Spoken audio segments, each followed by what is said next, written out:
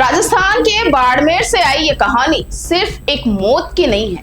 ये कहानी है उस समाज की जिसे मरने के बाद भी जमीन नहीं मिलती, जीते जी हाशिए पर और मरने के बाद मिट्टी से भी बेदखल, क्योंकि यहाँ गरीब के लिए सांस लेना भी संघर्ष है और अब तो अंतिम सांस के बाद शमशान तक पहुँचना भी एक आंदोलन बन गया है। सोचिए, जब किसी के घर में मौत होती है तो लोग शोक मनाते हैं, लेकिन बाड़मेर में लोग शव लेकर सड़कों पर बैठ गए, क्योंकि सरकार और विभागों की दीवारें इतनी ऊंची हो गई है कि अब मृतक भी उनकी फाइलों के नीचे दब जाता है।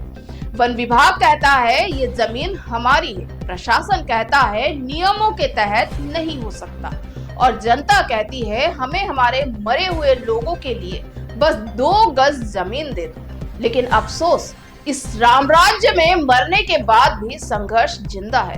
नमस्कार, मैं श्रुति दादीश और आज ई न्यूज भारत पर आपको दिखाने जा रही हूँ राजस्थान का वो मंजर जहाँ समाज अपने मरने वालों के लिए भी धरना देता है, प्रदर्शन करता है और फिर आंखों में आंसू लेकर इंसाफ नहीं शमशान मांगता है। बाड़मेर की सड़कों पर रविवार रात एक ऐसा दृश्य देखने को मिला जिसने पूरे प्रदेश को झकझोर कर रख दिया। एक युवक की मौत हुई, लेकिन परिवार और समाज को उसकी लाश का अंतिम संस्कार करने के लिए सड़क पर बैठना पड़ा। जी हाँ, शव लेकर सड़क पर प्रदर्शन, क्योंकि वन विभाग ने शमशान भूमि की जमीन को बाउंड्री करवाकर बंद कर दिया था। रविवार रात करीब 10 बजे का समय था, चारों तरफ अंधेरा, लेकिन सड़क पर जलती मोमबत्तियां और गुस्से से भरी भीड़। कालबेलिया समाज और मृतक के परिजन शव लेकर बैठ गए। मांग बस इतनी थी, हमें वो जगह दो जहां हम अपने लोगों का अंतिम संस्कार कर सके। लेकिन विभाग के कान पर जू तक नहीं रही। एडीएम से लेकर एसपी तक पहुंच गए।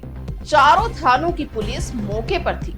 एक एक अधिकारी माइक लेकर समझाइश दे रहा था, लेकिन जनता का जवाब एक ही, मरने के बाद भी हमें शांति नहीं दोगे क्या? पर इनका रीति रिवाज और जो भी होते हैं उसके अनुसार दफनाने की प्रक्रिया चल रही थी, लेकिन वर्तमान समय में फॉरेस्ट डिपार्टमेंट ने उसकी 4 दीवारी और इस प्रकार से निकाल करके और वहाँ प्लांटेशन कर दिया और फॉरेस्ट डिपार्टमेंट ने जो दूसरी कई एक और जगह इनको चिन्हित करके इनको दफनाने के लिए अनुमति कर दिया था, लेकिन ये लोग इसी जगह पे दफनाने के लिए अड़े हुए थे। इसी बात को लेकर के विवाद बना।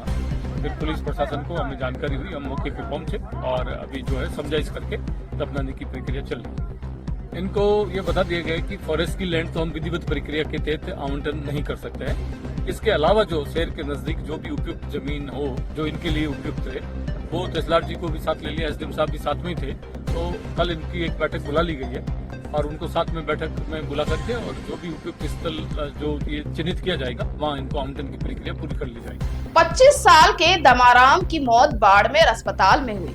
परिवार के लोग जैसे ही शव लेकर पुराने शमशान पहुंचे तो वहां उनका स्वागत फूलों से नहीं बल्कि 4 दीवारी से हुआ। वन विभाग ने उस जमीन की बाउंड्री कर दी, कहा यह अब शमशान नहीं पौधारोपण की जगह है। सोचिए, जहां कभी इंसान दफनाए जाते थे वहां अब पौधे लगाए जा रहे हैं और जिन्हें दफनाना है उन्हें अब जगह तक नहीं। परिवार के लोग और समाज वहां डटे रहे। पुलिस आई, समझाइश दी, कहा दूसरी जमीन मिल जाएगी, लेकिन आक्रोश में लोग बोले जब तक लिखित में नहीं दोगे शव नहीं उठेगा। भीड़ बढ़ती गई, नाराजगी उबलने लगी, लोग शव लेकर कलेक्ट्रेट की ओर बढ़ने लगे। सड़कें जाम हो गई, सायरन बजने लगे, पुलिस लाइनें लग गई। हालात बिगड़ते देख प्रशासन एक्टिव हुआ। एडीएम राजेंद्र सिंह चंदावत, एएसपी जसाराम बॉस, तहसीलदार और सभी अधिकारी मौके पर पहुंच गए। लेकिन जनता अब थक चुकी है, वो भरोसे की नहीं गारंटी की मांग कर रही है। विरोध प्रदर्शन तब और तीव्र हुआ जब शव को बाड़मेर विधायक डॉक्टर प्रियंका चौधरी के घर से महज 100 मीटर की दूरी पर रखकर धरना दे दिया गया। सड़कों पर बैठी भीड़ और सिर्फ एक सवाल पूछ रही थी, अगर जीते जी रहने की जमीन नहीं दी तो कम से कम मरने के बाद की तो दे दो। रात बढ़ती गई, ठंडी हवाओं में दर्द और गुस्सा दोनों तैर रहे थे। तभी पहुंचे शिव विधायक रविंद्र सिंह भाटी, जिन्होंने रात को मौके पर पहुंचकर सबको शांत किया। उन्होंने कहा, आज अंतिम संस्कार यहीं होगा और मैं खुद खड़ा रहूंगा जब तक यह पूरा नहीं होता।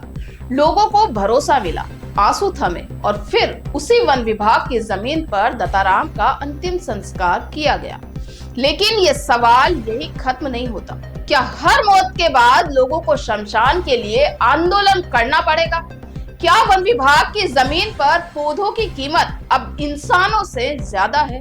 और क्या सरकार की फाइलों में अब इंसान की आखिरी इच्छा भी प्रक्रिया के तहत फंसकर रह जाएगी?